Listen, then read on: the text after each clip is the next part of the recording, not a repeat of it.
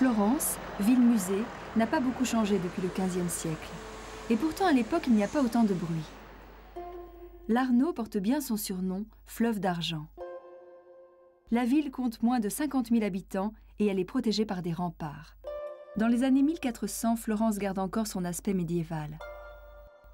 Et la coupole du dôme n'est pas construite. Au XVe siècle, la famille Médicis contrôle pratiquement toute la ville. Elle se fait construire sa résidence principale au cœur de Florence. Ce palais deviendra le prototype de la demeure noble. La façade est sobre et austère. Au rez-de-chaussée sont installés les magasins et les bureaux commerciaux. Au centre de l'édifice, une cour carrée inspirée des villas romaines. Derrière le péristyle se trouve un jardin.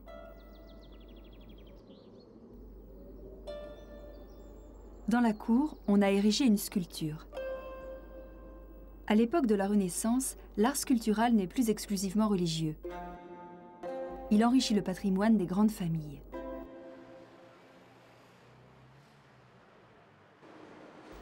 Dans le domaine esthétique, la sculpture connaît aussi une véritable révolution.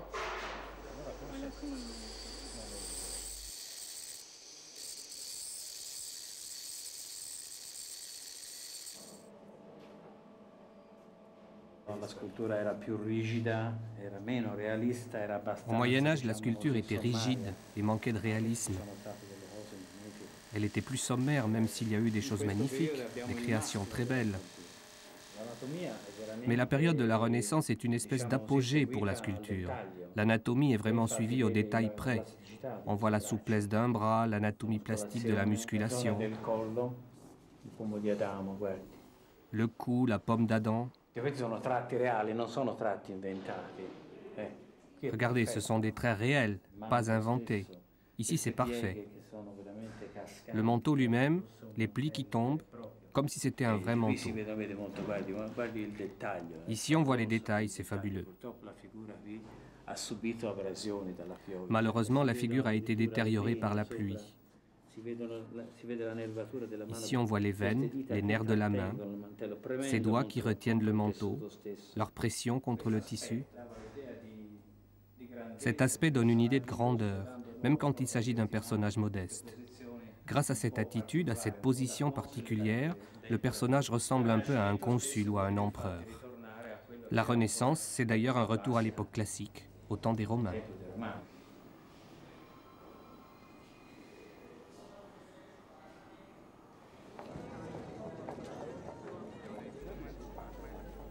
À Florence, on s'attache à montrer la beauté des corps et des visages.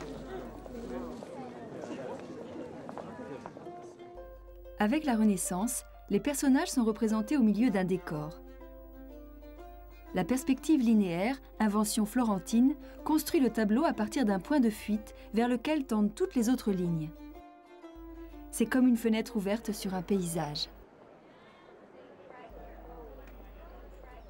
Au XVe siècle, complément nécessaire au palais intramuros, chaque seigneur doit posséder sa villa dans la campagne toscane. Dans la villa de Careggi, la famille Médicis installe une académie où se réunissent artistes et philosophes, dont Léonard de Vinci, Michel-Ange, Donatello, Botticelli. Dans la villa, la nature perd son caractère sauvage et les jardins sont ordonnés comme un prolongement de la maison. Marsilio Ficin étudie et médite dans cette villa et traduit les classiques avec un nouveau regard.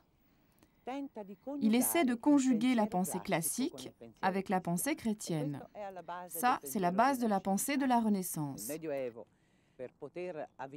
Au Moyen-Âge, pour pouvoir approcher Dieu, il fallait se repentir, ne pas goûter la vie, au contraire, se mortifier continuellement.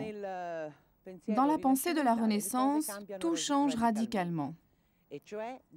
Dieu est reconnu comme le grand bienfaiteur de l'humanité parce qu'il a donné la nature à l'humanité et a permis la naissance même de l'homme.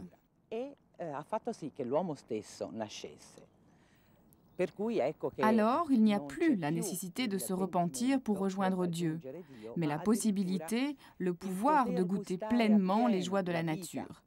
Et cela signifie aussi rendre grâce à Dieu.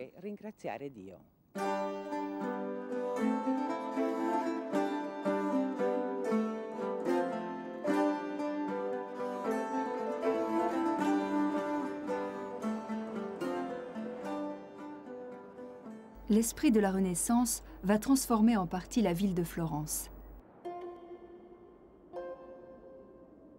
Certaines rues tortueuses vont laisser la place à des grandes perspectives qui aboutissent à des vastes espaces où l'homme doit se sentir plus libre.